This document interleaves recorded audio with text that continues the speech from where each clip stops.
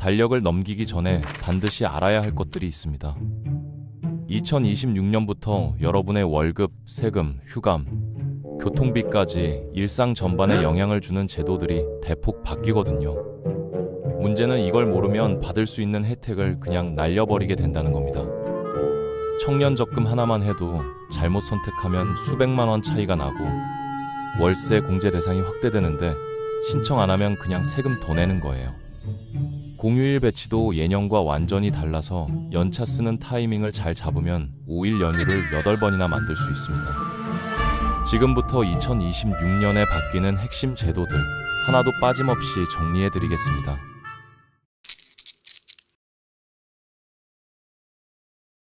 직장인이라면 가장 먼저 체크해야 할 게 최저임금이죠.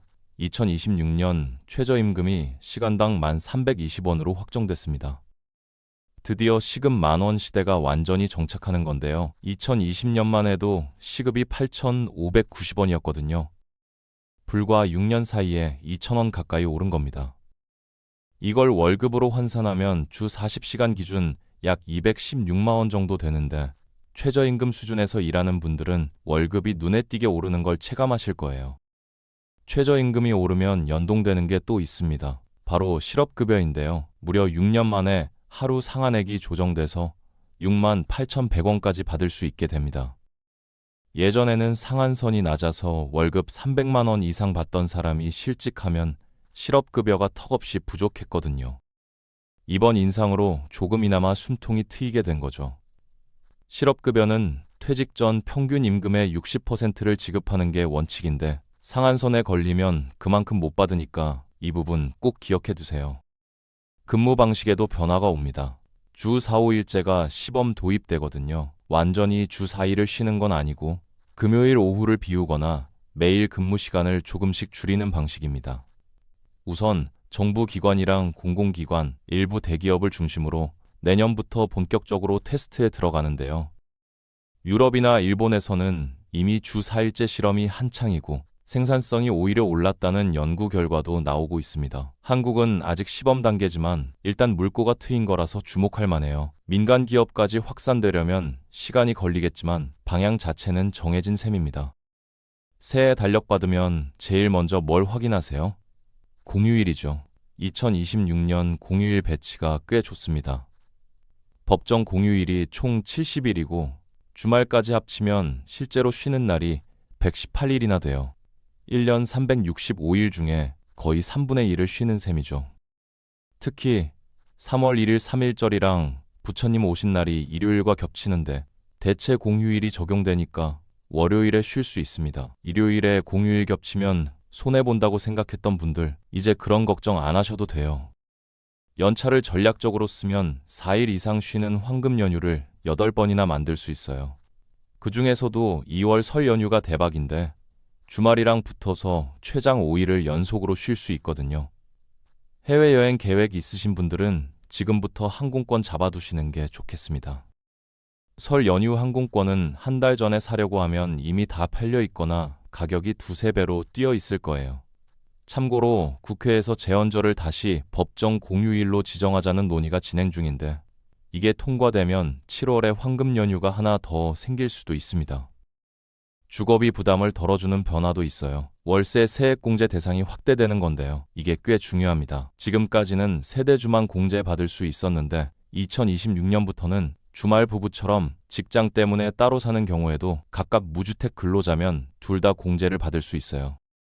예를 들어 남편은 서울에서 아내는 부산에서 각자 월세를 내면서 살고 있다면 둘 다 공제 대상이 된다는 뜻입니다. 다만 한도가 있는데 세대주랑 배우자 월세액을 합쳐서 연간 최대 1,000만 원까지예요. 맞벌이 부부 중에 각자 월세 내면서 사는 분들은 이번 기회에 꼭 챙기세요. 연말정산 때 수십만 원 돌려받을 수 있습니다.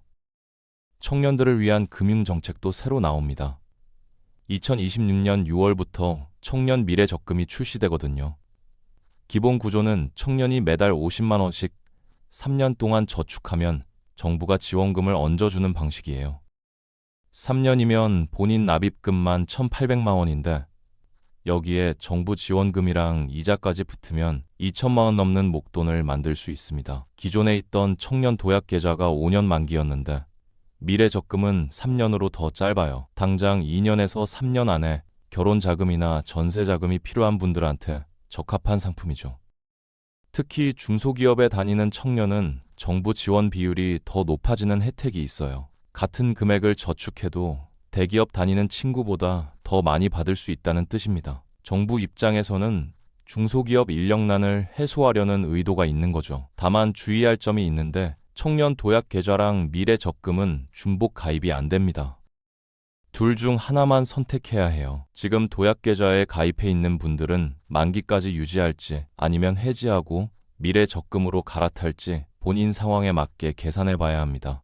해지 시점에 따라 그동안 받은 혜택을 토해내야 할 수도 있으니까 꼼꼼히 따져보세요. 육아하는 분들한테도 좋은 소식이 있어요. 육아기 근로시간 단축이나 출퇴근 시간 조정을 하면 근로자뿐 아니라 사업주도 지원을 더 받게 됩니다. 지금까지는 육아휴직 쓰면 회사에서 눈치 주는 분위기가 있었잖아요. 사업주 입장에서 손해라고 생각하니까 그런 건데 이제는 정부 지원이 늘어나서 회사도 손해볼 게 없어집니다. 눈치 덜 보고 제도를 활용할 수 있는 환경이 만들어지는 거죠. 그리고 출산휴가 급여 상한액도 3년 만에 10만 원 인상될 예정이에요. 금액 자체는 크지 않지만 그동안 물가는 계속 올랐는데 급여는 동결됐던 걸 감안하면 의미 있는 변화입니다. 출산 앞두고 계신 분들은 휴가 시점을 2026년 이후로 잡으면 조금이라도 더 받을 수 있어요. 교통비 부담도 줄어듭니다. K패스 제도가 대폭 개편되거든요. 지금까지는 대중교통 쓴 금액의 일정 비율만 환급해주는 방식이었는데 2026년부터는 구조가 완전히 바뀝니다. 기준 금액까지만 본인이 부담하고 그 이상 쓴 교통비는 전액 돌려받는 거예요. 쉽게 말해서 교통비에 상한선이 생기는 셈입니다.